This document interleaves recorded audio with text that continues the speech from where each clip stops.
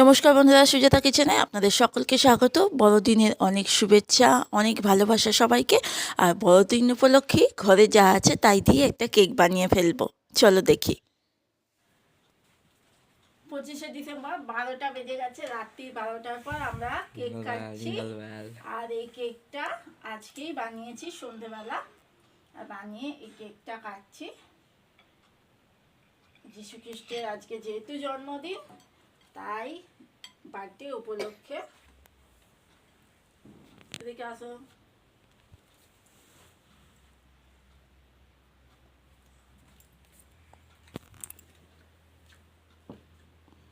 দুখানা Oreo biscuit দিয়ে cake বানাবো।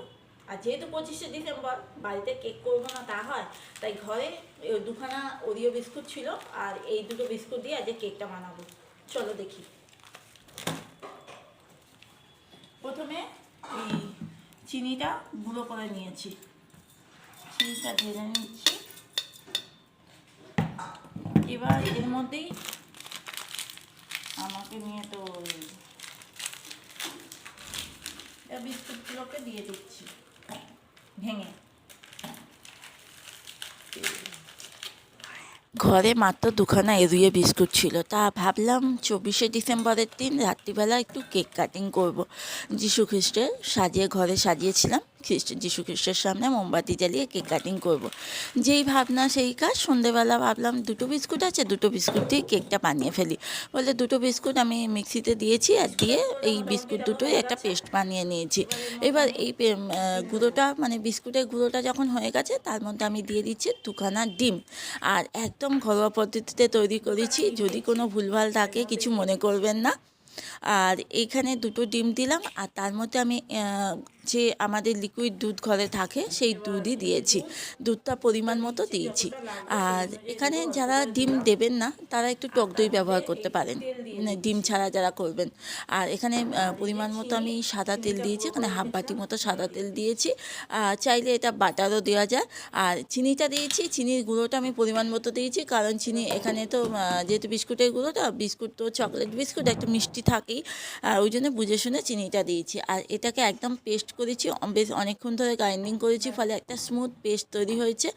এত স্মুথ একদম, মানে এটা আর বেশি যে হ্যান্ড গ্রাইন্ডার দিয়ে করতে হবে সেটাও না, বেশ খুব ভালো পেস্টটা তৈরি হয়ে গেছে। আমি এখানে দিয়ে দিলাম 1 চামচ বেকিং পাউডার দিয়েছি 1 চামচ, আর বেকিং সোডা কিন্তু দিয়েছি হাফ চামচ।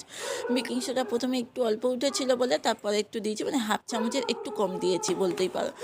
বেকিং সোডাটা কম দেবে, আর বেকিং পাউডারটা কিন্তু মানে যতটা পরিমাণ বেকিং পাউডার থাকবে তার অর্ধেকের একটু কম বেকিং সোডা দেওয়াটাই ভালো। এবার ভালো করে হ্যান্ড গ্রাইন্ডারটা দিয়ে আরও ভালো কিছুক্ষণ ধরে, অন্তত 5-10 মিনিট করে আমি হ্যান্ড গ্রাইন্ডারটা দিয়ে ভালো করে মিক্সড করে নিয়েছি। এটা যত মিক্সড করবে কিন্তু তত ভালো, একদম স্মুথ সুন্দর একটা ব্যাটার তৈরি হয়ে গেছে। আর খুব পাতলাও না খুব মোটাও না।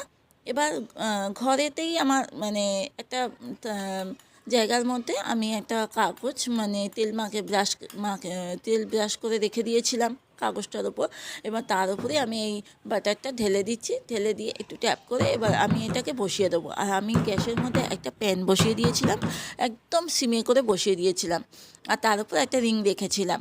আর রেখে তারপর এই কেকটা দিয়ে আর ঢাকনাটা দিয়ে দিচ্ছি। এবার ঢাকনাটা যেহেতু একটু ফুটো আছে, ওই জন্য আমি এটাকে ফিল আপ করার জন্য একটা কাগজ ওর মধ্যে দিয়ে দিয়েছিলাম, এটা যাতে কোনো ভিতরে ঢুকতে না পারে, বা এই জন্যই। আধ ঘন্টা পরে দেখেছিলাম কেকটা মানে একটু একটু হয়নি, মানে একটু কাঁচা কাঁচা ছিল। তখন আমি আরও 15 মিনিট রেখেছি, মানে আমার টোটাল 40-45 মিনিট লেগে গেছে। এবার তারপর একটা ফোক দিয়ে দেখলাম না, কেকটা একদম রেডি হয়ে গেছে। তারপর গ্যাসটা অফ করে রেখে দিয়েছিলাম। কেকটা যেই ঠান্ডা হয়েছে, এবার চারিদিকটা ছুরি দিয়ে কেটে এবার কেকটা আমি তুলে নিচ্ছি। কেকটা বেশ ভালো ফুলেছিল, আর ভাবতে পারি না এত সুন্দর, অনেক দিন পর কেক বানালাম, এত ভালো হবে।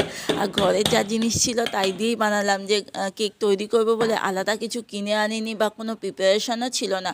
হঠাৎ মনে হলো 24 তারিখে রাত্রিবেলা কেক কাটিং করব, ওই জন্য সন্ধ্যাবেলা কেকটা বানিয়ে দিয়েছিলাম। আর সত্যি কথা বলতে খুব মজাও হয়েছিল। এই কেক কাটিংটা করেছিলাম, তোমরা তো প্রথমেই দেখালাম কেক কাটিংটা করেছিলাম, ঠিক 12টার সময় কেকটা কাটিং করেছিলাম মোমবাতি জ্বালিয়ে।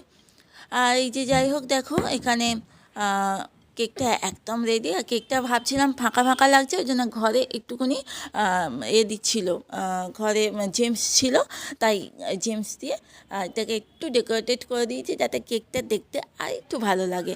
একদম তৈরি হয়ে গেছে বিস্কুটের চকলেট কেক। আর ডিসেম্বরে কেক তৈরি করব না বা কেক তো খাওয়াই হয় কিনে, কিন্তু তৈরি করা তো সেরকম হয় না।